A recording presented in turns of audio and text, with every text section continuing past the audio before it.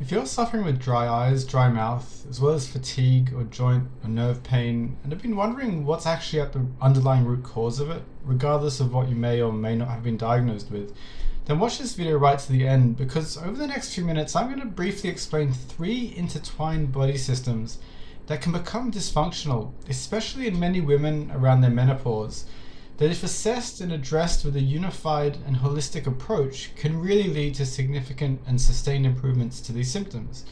And because so many of you are suffering with these symptoms and are struggling to get an official diagnosis, I've created a diagnosis checklist to help you figure out if it might actually be due to Sjogren syndrome, and in which case what we're about to discuss could really help you find relief.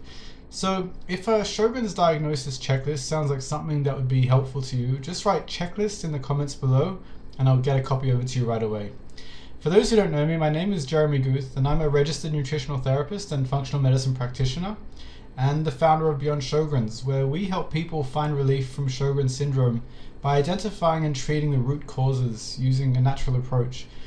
And in the next few minutes, I'm going to explain 3 major bodily system dysfunctions that, if it's properly assessed and addressed, can lead to significant and sustained improvements to your dry eyes, dry mouth, fatigue, digestive issues, joint pain, and more.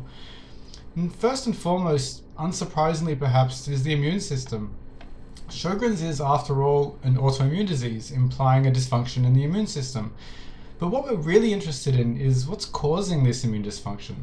The immune system can become dysfunctional for many reasons, but the 3 most important ones when it comes to Sjogren's are 1. Deficiencies or insufficiencies of a wide range of nutrients. 2.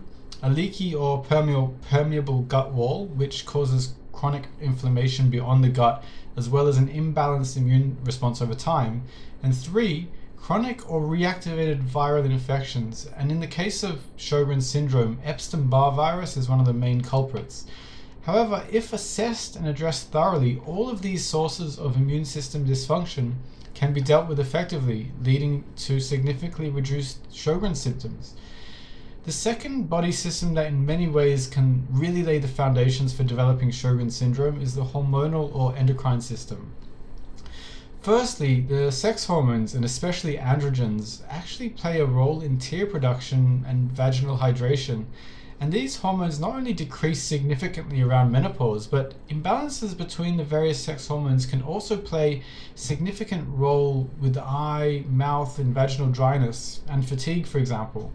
Secondly, thyroid hormones can very often be low, and can contribute to issues like constipation, fatigue, and more.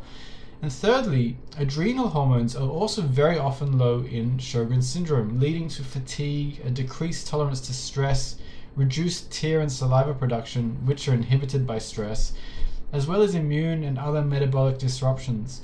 However, all of these interconnected hormonal dysfunctions are majorly impacted by diet, nutrition, and lifestyle factors, and can be addressed effectively when assessed effectively.